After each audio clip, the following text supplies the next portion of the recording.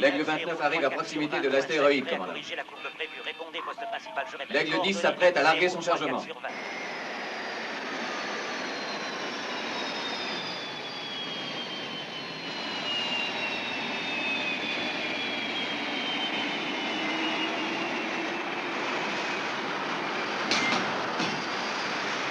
Aigle 10 à Alpha. La charge nucléaire est en place. Mission accomplie. Je retourne à la base. Les Aigles 10, 11 et 12 ont déposé leur chargement et retournent à la base. Me recevez-vous? Et Allen dans tout ça, qu'est-ce qui est arrivé à l'Aigle Noir? Aigle 7 appelle. Aigle Cano. 7 appelle. Qu'est-ce qui se passe avec l'Aigle Noir? L'Aigle Noir est en difficulté. 14. Oui. J'ai un problème avec la boîte d'amplitude. Le correcteur reste au point 0. Il faut qu'il se débrouille. Nous avons trop besoin de déclencher ces 2 explosions nucléaires pour entraîner une réaction en chaîne qui détruira l'astéroïde et permettra d'éviter la collision. Nous allongeons le délai prévu, commandant. Il lui faudra un minimum de 110 secondes pour s'éloigner de l'onde de choc provoquée par la détonation. Retardez la mise à feu de 30 secondes. Vous n'en avez pas le droit. Il faut qu'on détruise cet astéroïde. Il n'est pas question de retarder cette explosion. Les radiations vont compromettre l'existence de la base. Retardez l'explosion de 40 secondes. Allen, la mise à feu doit avoir lieu dans 2 minutes. Croyez-vous pouvoir? C'est reparti, commandant.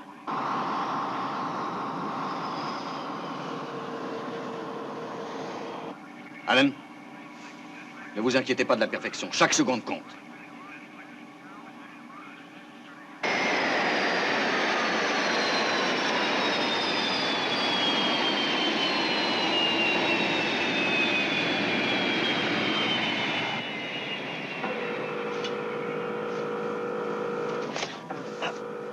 Le levier du mécanisme de largage bloque. On n'a plus le temps d'attendre. Je sais.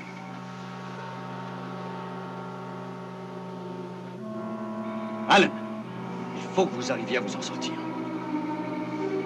Vos vies à tous sont en jeu.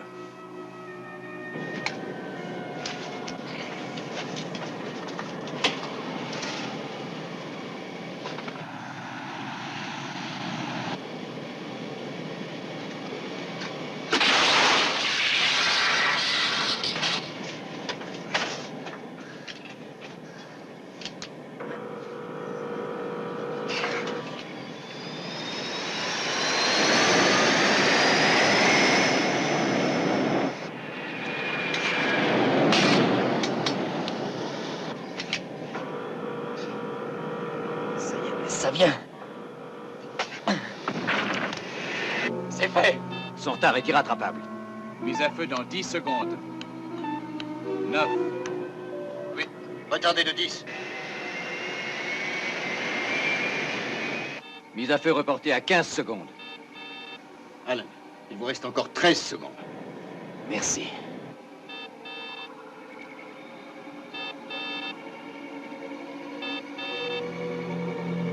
Bonne chance. Alerte rouge.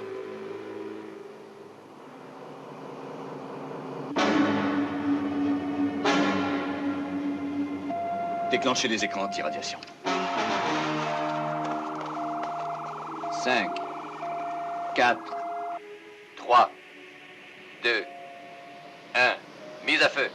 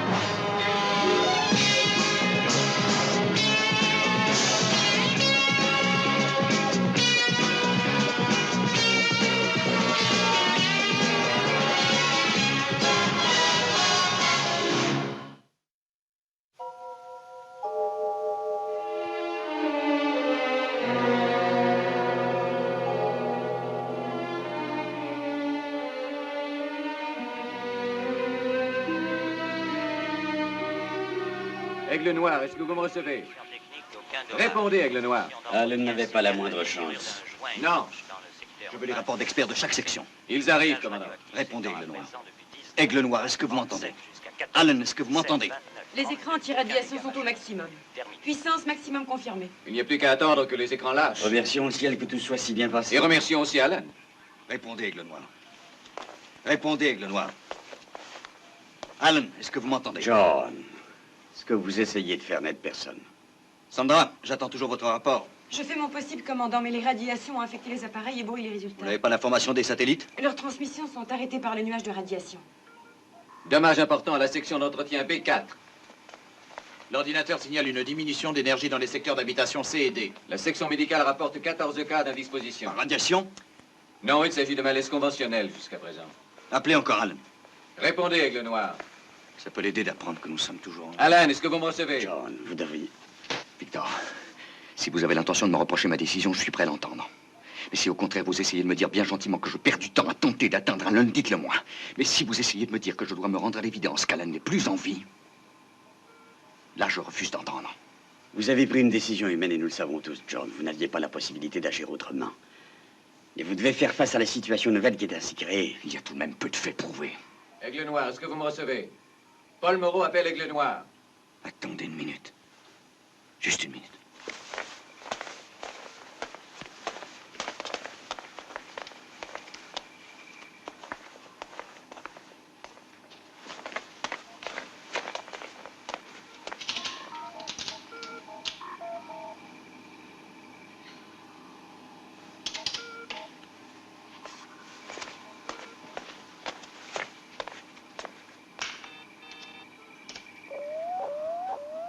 Ça fonctionne.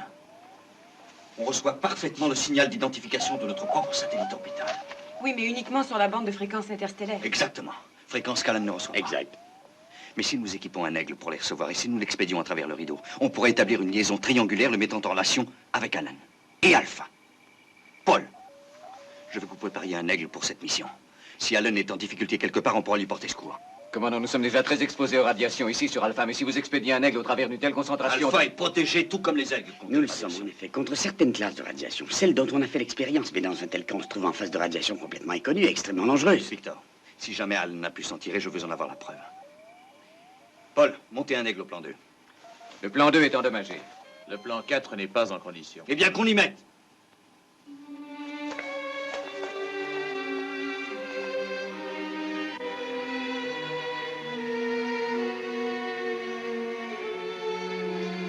J'ai 4 indications de défectuosité sur les systèmes secondaires. Mais comme elles sont mineures, je propose qu'on les ignore. Je suis d'accord. Est-ce que nous sommes prêts pour la mise à feu? Quand vous voulez. Parfait.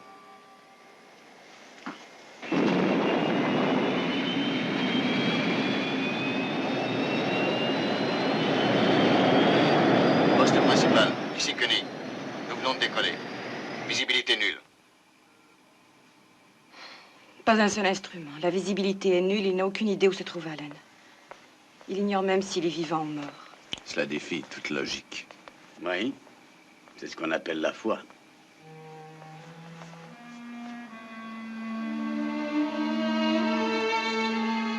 Allô, Aigle Noir. Allô, Aigle Noir. Aigle Noir, est-ce que vous m'entendez?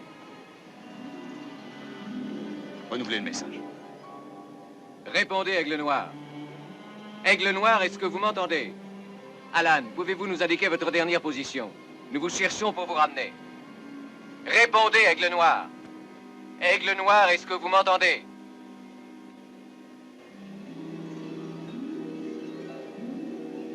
Vous sentez-vous un peu mieux?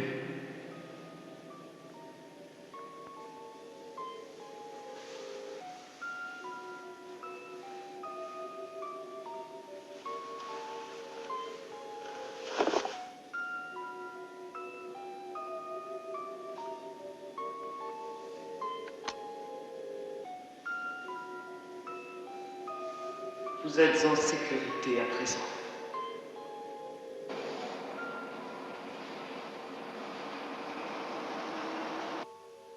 Répondez, Aigle Noir. Aigle Noir, est-ce que vous m'entendez? Nous vous écoutons. Il faut leur répondre. Allô, Alpha. Alpha, ici Aigle Noir. Il est en vie. Paul, vous avez entendu ça? Il s'en est tiré. Alan, ici Paul. Nous sommes dans l'Aigle 4. Indiquez-nous votre position. Alan, ici Paul. M'avez-vous reçu? Aigle Noir, vous m'entendez? Je ne crois pas qu'il nous reçoive. Paul, définissez sa position. Et établissez la course. Votre camarade est à la référence orbitale 3, 4, 9. Trajectoire établie et programmée. Je n'ai même pas encore relevé sa position. Je la connais.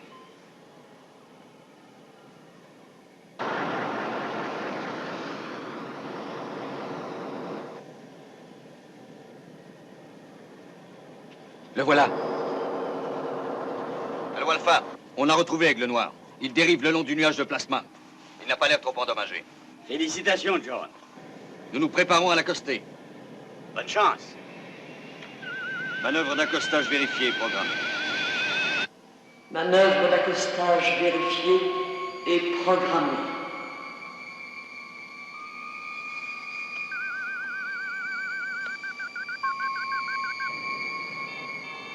Il a confirmé.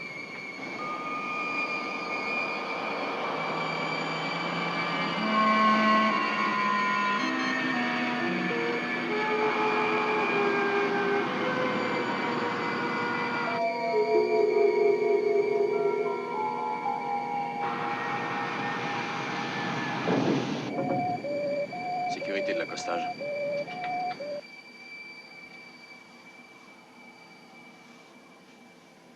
Parfaite. Bravo, commandant. Il nous a secondé impeccablement. Il ne doit pas être tellement touché. J'y vais tout de suite. Restez à votre place, ouvrez l'œil.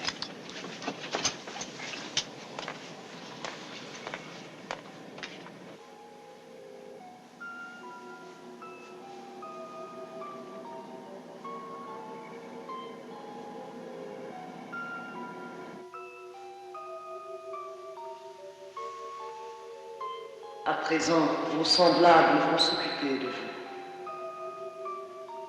Qui êtes-vous? Une alliée.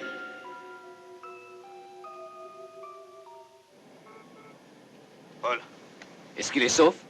Il est vivant mais inconscient. Les efforts qu'il a dû faire pour la manœuvre ont fini de l'épuiser. Je perds la raison. Commandant. Commandant, qu'arrive-t-il? Commandant!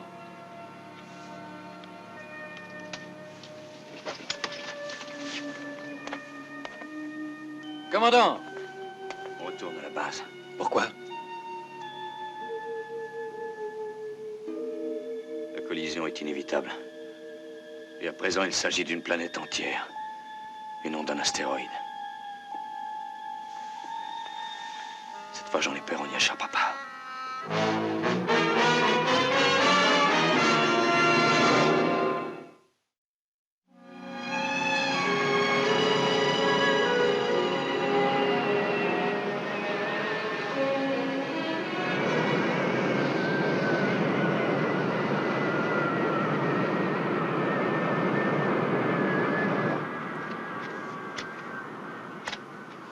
Merci, Paul. Tenez-lui compagnie jusqu'à l'arrivée des infirmières et venez me retrouver. On se fait décontaminer, commandant? Oubliez ce détail, le temps nous est compté.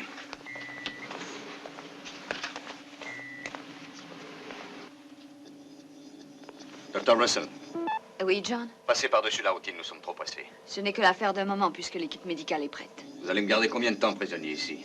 Docteur, tout est en ordre. Le pilote est dans l'Aigle Noir avec moi. Allô? Rassemblez toutes les informations fournies par l'ordinateur et faites-moi le rapport le plus vite possible. Victor, cette fois, c'est grave. Oui, mais si personne n'était allé par là, on aurait découvert cette planète quand elle lui serait tombée dessus. Si on n'avait rien su, ça aurait probablement mieux valu. Écoutez, j'ai beaucoup réfléchi. Ça, c'est la meilleure nouvelle de la journée. Comment va, Alan? Net comme un sous-neuf. Pas de radiation. Pas de radiation. Avez-vous une idée de ce qu'il va falloir faire? Une chose est certaine, nous ne pourrons pas la détruire comme un astéroïde. D'après moi, elle est une trentaine de fois plus grosse que notre 34 fois. Et elle croise notre trajectoire, bien entendu. L'impact va se produire dans quelques 105 heures et 13 minutes à partir de maintenant.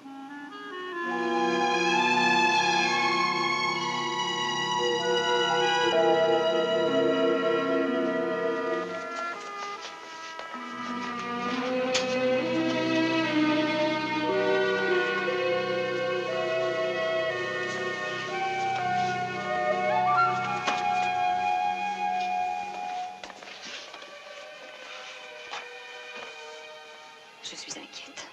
Les aigles sont tous munis d'écrans anti-radiation. Oui, je sais, mais il a passé 3 heures dans le nuage radioactif. Je serais très surprise qu'il n'en ait pas été affecté d'une manière ou d'une autre.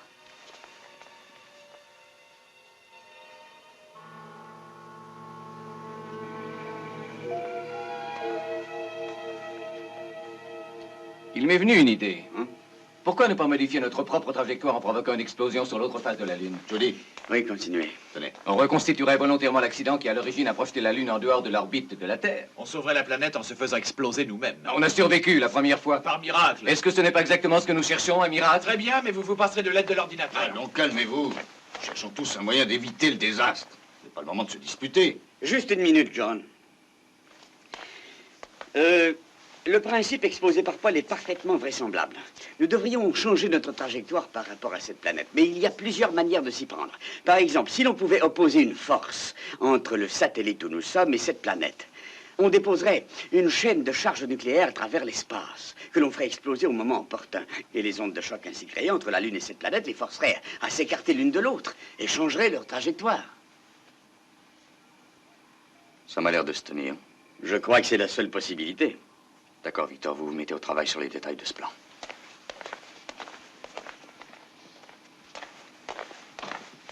Qu'est-ce que vous avez appris sur cette planète? Elle est dotée d'une atmosphère, Continuez. mais qui n'a rien d'idéal. Respirable? Je crois qu'on pourrait survivre. La température varie entre un maximum de 10 degrés et un minimum aux environs de -30. Il est donc pratiquement certain que la vie existe sous une forme ou sous une autre. Oui. La question qui se pose est quel genre Il de n'y a vie? qu'à tenter de communiquer avec cette planète par tous les moyens dont on dispose. Paul, vous n'oubliez qu'un détail. Nous sommes toujours isolés par le nuage radioactif. Les seules informations dont on dispose sont celles récoltées par l'ordinateur de bord d'Aigle 4. Si nous voulons en apprendre davantage sur cette planète, il faut effectuer un vol de reconnaissance. John, s'il s'agit d'un monde qui est habitable, en dépit de conditions pas tout à fait idéales, on pourrait encore tenter d'évacuer rapidement nos gens sur l'autre face. Oui. Mais il reste à déterminer comment cette planète pourra résister à une collision avec la Lune. Non, ça... Autant chercher l'âge de la femme du capitaine. Dans ce cas, il n'y a qu'une chose à faire. Je repars voir de près de quoi a l'air cette planète. Pendant ce temps, vous mettez tout de suite en route l'opération Choc au retour. Si nous découvrons que la planète est habitable, ce sera le moment de prendre une décision et de savoir si oui ou non on tente l'évacuation.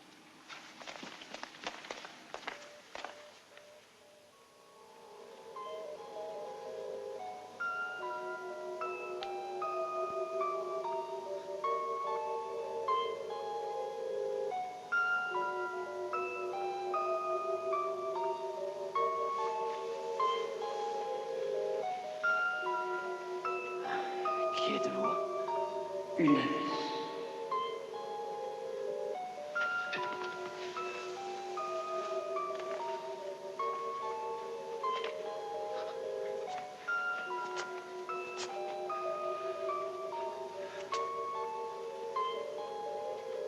Qu'est-ce que vous êtes venu m'apprendre?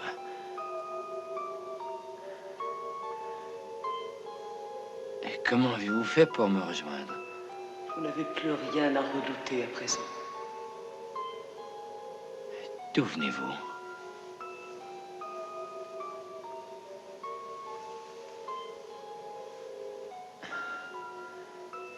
Qui êtes-vous? Alan. Non. Où est-elle? Où est-elle passée? Je vais la retrouver. Garde. Pourquoi est-elle partie? Je ne veux pas rester ici. Je ne veux pas qu'elle m'abandonne. Bob. Où est-elle? Ne craignez rien, ça va aller. Non. Vous avez besoin de vous reposer. Il va dormir quelque temps. Qu'est-ce qui lui est arrivé? Il souffre d'hallucinations. C'est une réaction classique à l'issue d'une exposition aux radiations. Il n'y a pas à s'inquiéter. Mais c'est impossible. Vos instruments n'ont rien mentionné. Oh oui, ils ont fait une erreur. Probablement pour vous aussi. Elena. Cet homme était complètement inconscient. Il rêvait, il a sans doute fait un cauchemar. Ce n'était pas un cauchemar. Mais qu'est-ce qui vous rend aussi affirmative? Le fait que je connaisse mon métier. Si l'on veut bien accepter Allen, vous et Paul avez subi une exposition prolongée aux radiations. Je suis certain de ne pas avoir d'hallucination. D'accord, j'admets que ma réaction a été un peu violente, mais pas plus que vos affirmations. Mes affirmations sont fondées sur l'expérience et je peux vous assurer qu'elles ne laissent pas de place au hasard. Les examens approfondis prennent du temps, John. Mais je considère qu'il a été contaminé. Et si le fait est prouvé, alors vous serez suspect. Écoutez, Elena. Oui, Paul. Un aigle de reconnaissance est prêt sur la piste 4. Le copilote Pierre Daniel attend vos ordres. Merci, Paul, mais je préfère y aller seul. N'allez pas y retourner une seconde fois. Soyez sans crainte, j'attacherai ma ceinture.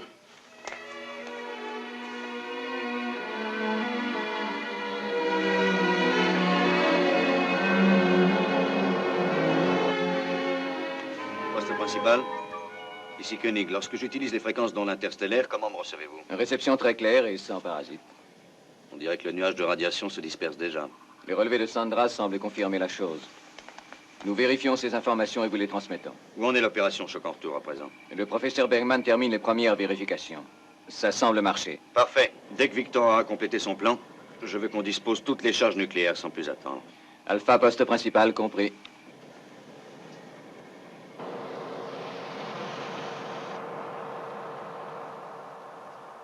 Eh bien, professeur, vous êtes satisfait? Ça serait beaucoup dire, Paul. Disons que ça se présente comme une chance à prendre. Alors, on y va? Eh oui.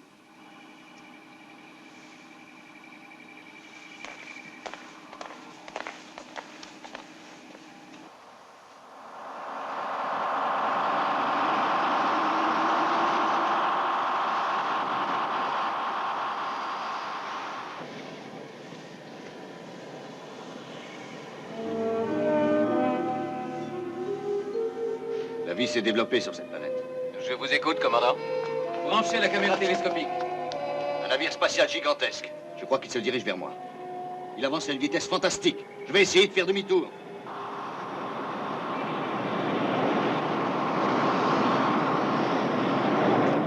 Le vaisseau m'attire vers lui.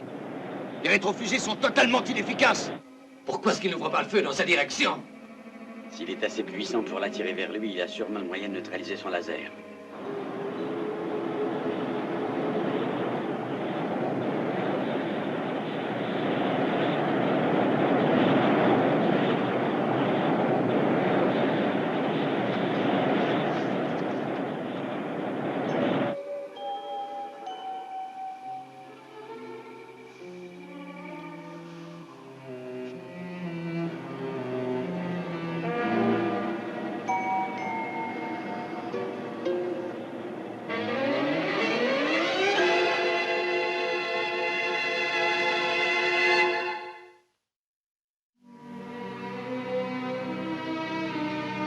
Aigle 4. Répondez, Aigle 4. Ici le poste principal. Est-ce que vous m'entendez? Aigle 4, répondez. Toutes les communications sont interrompues. Je ne reçois aucun signal des instruments de bord. Qu'est-ce qu'on peut faire? Il existe une toute petite chance qu'il ait pu survivre à l'intérieur de ce gigantesque vaisseau sidéral. Nous ne pouvons donc attaquer. Alors qu'est-ce qu'on peut faire? Leur technologie est beaucoup plus avancée que la nôtre. Est-ce qu'on doit continuer l'opération Choc en retour? Alors, au moins, on peut toujours en continuer la préparation.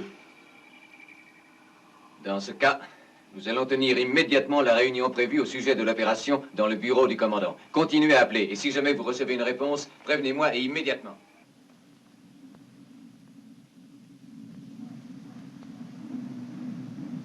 J'appelle Alpha. Est-ce que vous me recevez? J'appelle base Alpha. Ici Koenig. Est-ce que vous m'entendez? Est-ce que vous m'entendez?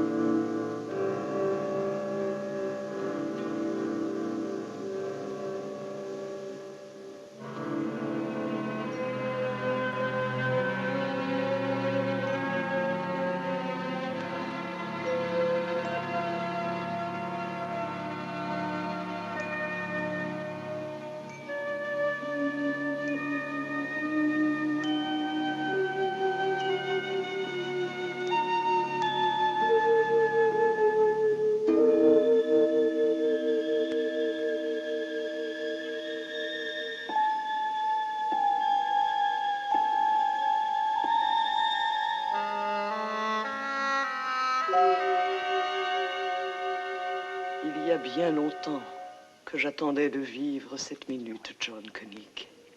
Qui êtes-vous? Je suis Mara, reine d'Ateria. Ateria? La planète dont la trajectoire vous effraie tellement, vous et l'ensemble des vôtres. Nous étions prévenus de votre arrivée depuis des millions et des millions d'années. Nous avons toujours su que votre destinée devait un jour se confondre avec la nôtre. Mais c'est complètement impossible. Notre rencontre n'était qu'une question de temps, John Koenig.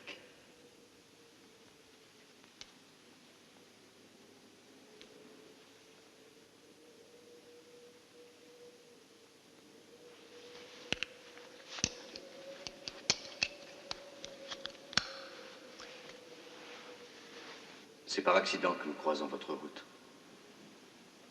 La Lune sur laquelle nous nous trouvions a été expulsée du système solaire par une explosion nucléaire. Personne ne pouvait le prévoir.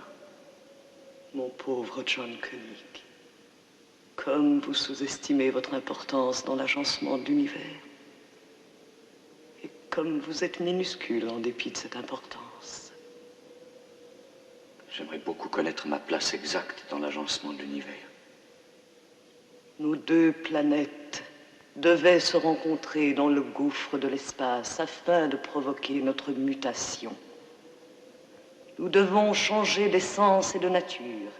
Et nous savons que ce changement va se réverbérer à travers les galaxies et les univers de l'éternité. Vous et moi, nous ne sommes que deux infimes particules dans l'océan illimité du temps, mais notre rôle est essentiel. Cette rencontre est lourde de conséquences. Nous ne devons pas faillir à notre destinée. Et sur cette question de l'avenir de l'humanité, est-ce que vous pourriez être un peu plus précise que cela? Quel est exactement notre destin? Votre race continue son évolution. L'avenir consacrera votre suprématie. Les humains prospéreront et atteindront de nouveaux univers et de nouvelles galaxies. Vous peuplerez les régions les plus reculées de l'espace. Et vous? Oh. Les gènes de l'espèce étrangère à laquelle mon peuple et moi appartenons sont à un point de mutation. Nous allons continuer sous une autre forme, une vie dégagée de toute matière, une vie spirituelle si vous préférez. Cette métamorphose achevée, nous serons alors immuables sous une forme subtile, libérés du temps, de l'espace et de la matière. Et comment peut-on vous aider? Qu'est-ce que les humains vont devoir faire? Il n'y a rien à faire.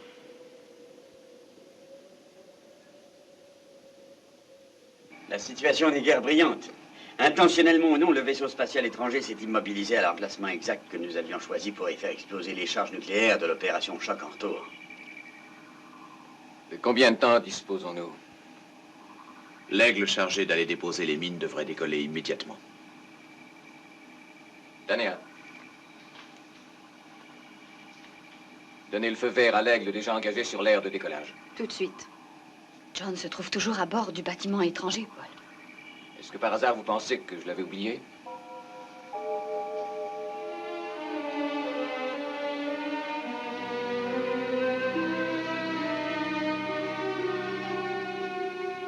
Le contrôle principal à tous les aigles en partance. Vous vous dirigerez vers le vaisseau spatial étranger. Les coordonnées du point précis où larguer vos charges vous seront communiquées dans quelques instants. Il n'y a pas d'autre moyen? Non, il n'y a que celui-là.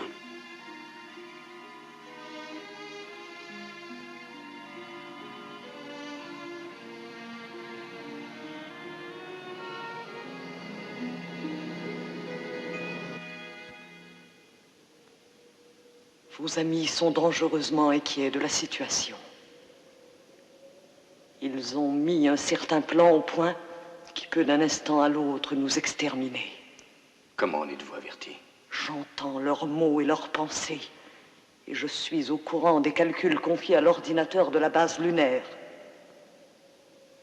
Toute activité de leur part est dangereuse. L'important est qu'ils ne fassent rien. Est-ce que vous me chargez de les empêcher d'essayer de se protéger? Comment voulez-vous que je fasse? Ils voudront des faits. Ils exigeront des explications logiques. Je n'ai aucune chance de les convaincre par la persuasion. La seule façon, c'est que vous veniez avec moi, Mara. Seule votre présence pourra les rassurer. C'est malheureusement impossible. Vous et moi avons une importante mission à accomplir. La vôtre consiste à ne rien faire. Rien. Mais il n'en va pas de même pour moi.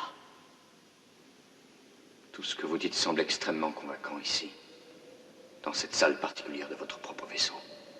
Mais une fois de retour dans la lumière crue de la base lunaire, avez-vous une idée de ce qui va se passer? Je le sais d'avance, ils vont penser que je souffre du mal des radiations. Et ils refuseront simplement de me croire. C'est à vous d'imposer votre autorité. Il vous appartient de remplir votre mission et de jouer le rôle auquel vous étiez destiné depuis le commencement des temps. J'ai une grande confiance en vous, John Koenig. Et j'ai confiance en vous aussi. Mais qu'est-ce que la confiance devant un fait comme l'imminence d'une collision? Il faut que j'en apprenne davantage. Je dois savoir exactement comment les choses vont arriver. J'ai le devoir de former l'avenir incertain de l'éternité.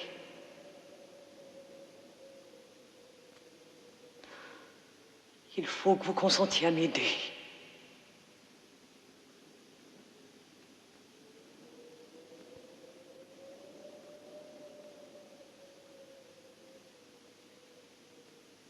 Non, restez.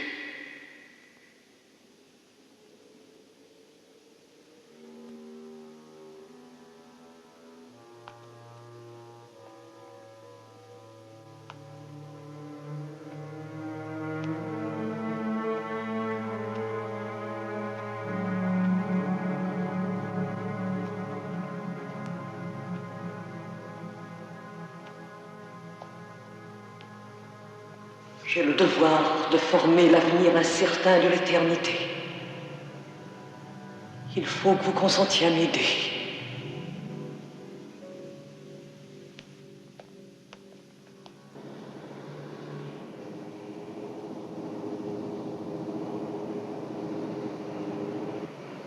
Paul, venez.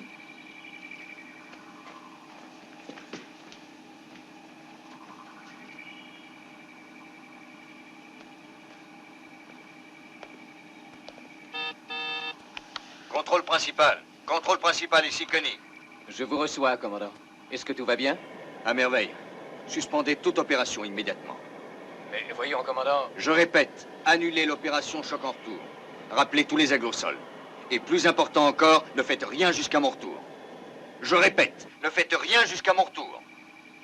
J'ai entendu.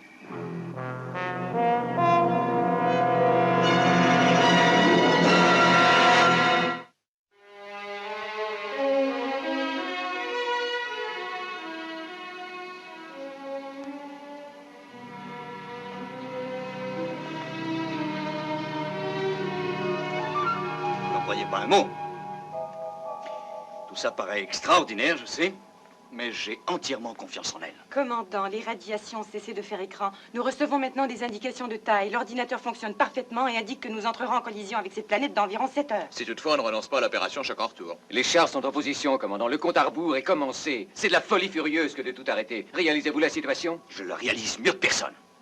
Vous êtes vraiment malade. Paul! Commandant, il n'y a pas de solution de rechange. On risque le tout pour le tout, ou bien on en crève tous. J'aimerais savoir ce qu'il peut y avoir de tellement différent cette fois-ci des dangers courus jusqu'à présent. Il y a Mara. Alors dites-nous au moins ce qu'elle a l'intention de faire. Je n'en ai pas la moindre idée. Ça ne vous intéresse pas. Écoutez, Paul. On peut dégager 2 facteurs constants de tous les problèmes qu'on a rencontrés. L'un, c'est que nous les avons tous surmontés. Mais l'autre, c'est que John Koenig ne s'est jamais trompé jusqu'à présent. Je ne vois pas de raison pour commencer à douter de lui aujourd'hui. Mais cette histoire est absurde. Qu'est-ce qui vous le fait croire? Vous n'avez pas vu, Mara. Elle a convaincu John Koenig. Et je ne vois pas, quant à moi, de raison de douter le moins du monde de la validité de son commandement. Ça va à l'encontre des faits et des calculs sérieux. Les faits, les calculs sérieux. On a l'impression que c'est l'ordinateur qui parle. À la fois, la raison et les faits contredisent une telle décision. Mais l'histoire de Mara n'a aucun rapport avec la raison, vu les faits. Seulement la confiance. Et je crois qu'il faut avoir confiance en lui. Mais vous n'abandonnez pas l'opération Choc en retour, au moins. Mais si. Je suis convaincu à présent qu'il vaut mieux y renoncer. Paul, annulez l'opération Choc en retour. Je vous remercie de votre coopération.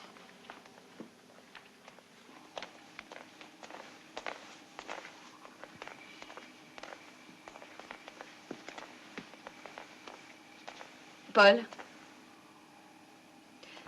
c'est à vous de prendre le commandement.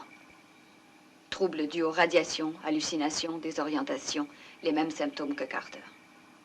Est-ce que ces troubles seront permanents? Je n'en sais rien. Allen en est encore affecté. John ne devra quitter sa cabine sous aucun prétexte. Je vais lui faire administrer un sédatif. Est-ce que l'on continue l'opération Choc en retour? Le compte à rebours indique 6h42. Vous vous chargerez de veiller sur John. Oui. Sécurité. Sécurité, pouvez-vous vous identifier? Docteur Russell, veuillez envoyer 2 hommes au centre médical immédiatement, je vous prie.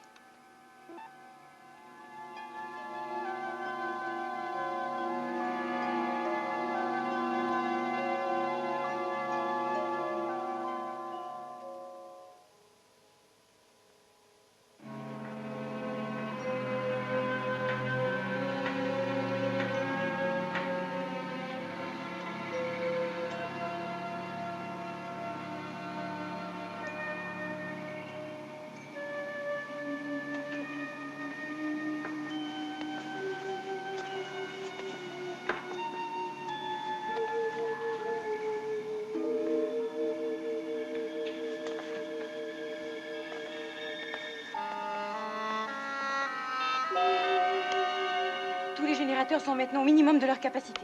Déclenchez les écrans anti-radiation jusqu'à la puissance moyenne. Section technique. Évacuez chaque aire de lancement. Évacuez également les couloirs d'accès et décompressez. Message reçu.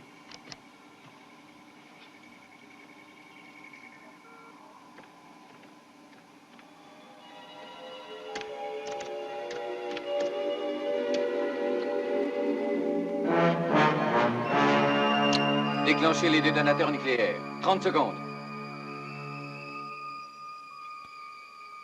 Vos amis vous ont trahi, John Koenig. Ils m'ont trahi.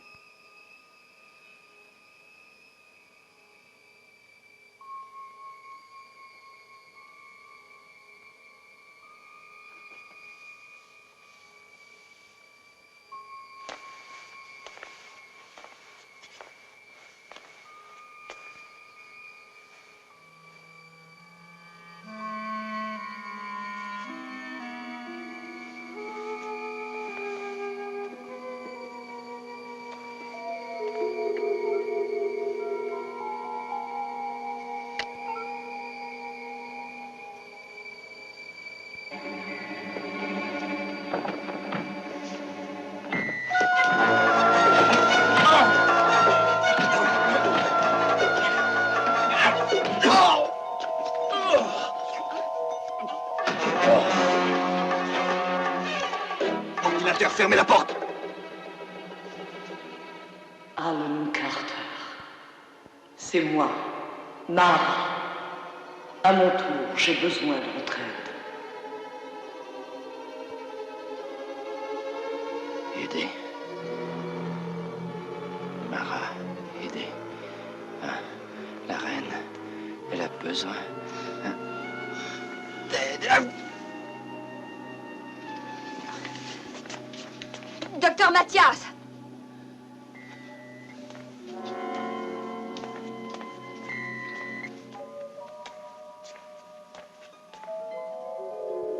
Mara, elle m'a appelé. Où est-elle? Vous l'avez vu, vous aussi. Alan, j'ai besoin de vous. Voilà ce qu'on va faire.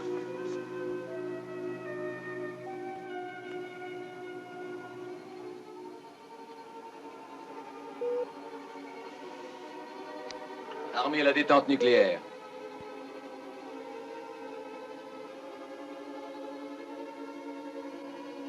« 2 minutes 59 avant la détonation.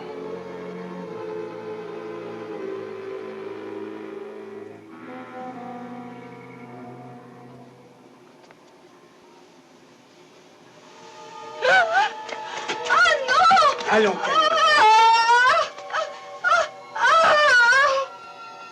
Amenez la pression gravitique à la force 4.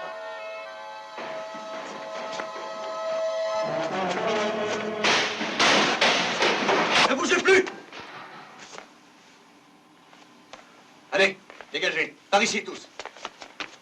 Tania, ne craignez rien. Ordinateur, fermez les portes du contrôle central. «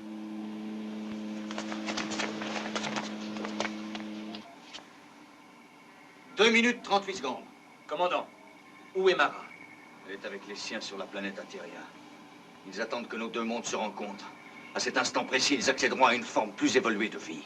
Ou de mort. Écoutez, il faut que vous me croyiez. C'est la seule chance que nous ayons de survivre. L'opération prévue nous aurait tous détruits. Rien n'arrivera si nous ne bougeons pas. John, donnez-moi cette arme. Helena, vous avez déjà essayé de me tromper. Mais vous ne pouvez tromper Mara. L'opération choc en retour n'aura pas lieu. Et nous mourrons tous de mort certaine. La pression a augmenté au niveau des éléments inertes. La mise à feu devient urgente. John, je vous en prie. Donnez-moi cette arme pour votre bien. Vous pensez que je souffre du mal des radiations, vous en êtes convaincu? Bien sûr, vous ainsi qu'Alan. Mais Mara existe. C'est elle qui a sauvé Alan. Et c'est elle aussi qui va nous sauver tous. John, je vous en prie, écoutez-moi, le mal vous aveugle. Helena, pourquoi refusez-vous de me croire?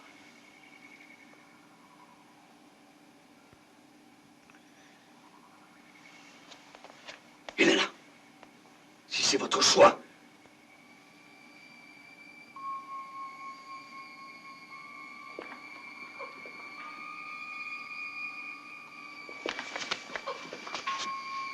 Paul?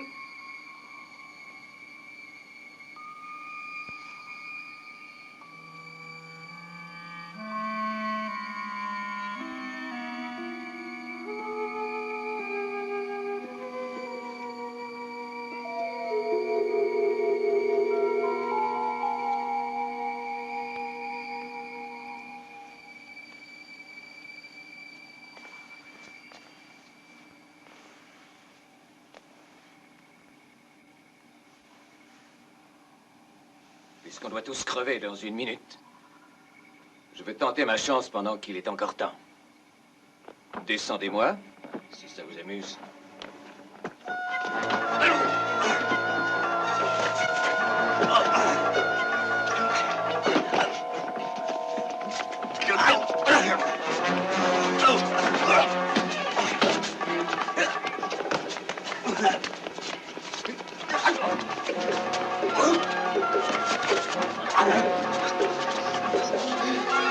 Helena! Non, je vous en prie! Écoutez-moi! Écoutez-moi!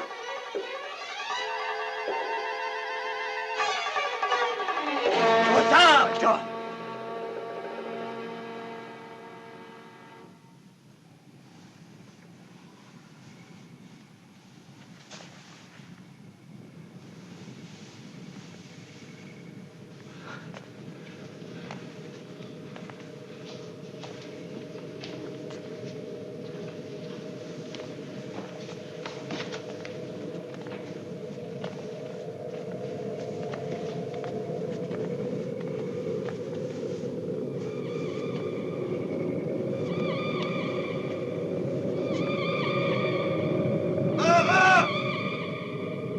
Où êtes-vous? Écoutez-moi, j'ai confiance en elle, Victor, j'ai confiance en elle!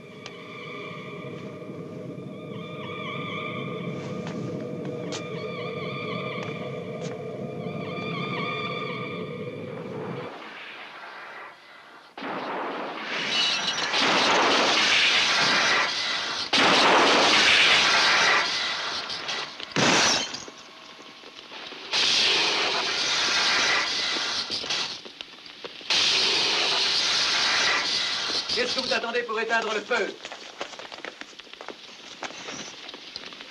Sandra, Cano, à vos moniteurs. Tout le monde à son poste. Message à toutes les sections alpha. Rendez compte des dommages. Section technique. Rendez compte de vos dommages à la section de contrôle. Section médicale, préparez-vous à accueillir les blessés.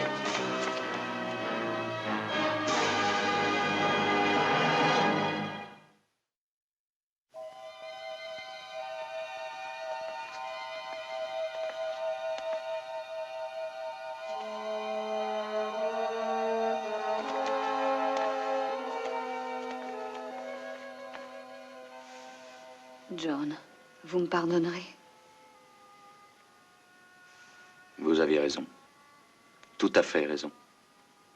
Si vous aviez agi autrement, je vous demanderais pourquoi. Mais... Non, il n'y a pas de mais. Elena, si vous aviez été dans l'espace à ma place et en étiez revenu avec une histoire comme la mienne, je vous aurais immédiatement enfermé. Qu'est-ce qui aurait pu espérer me faire croire qu'une planète en pleine trajectoire de collision disparaîtrait soudainement après un simple contact?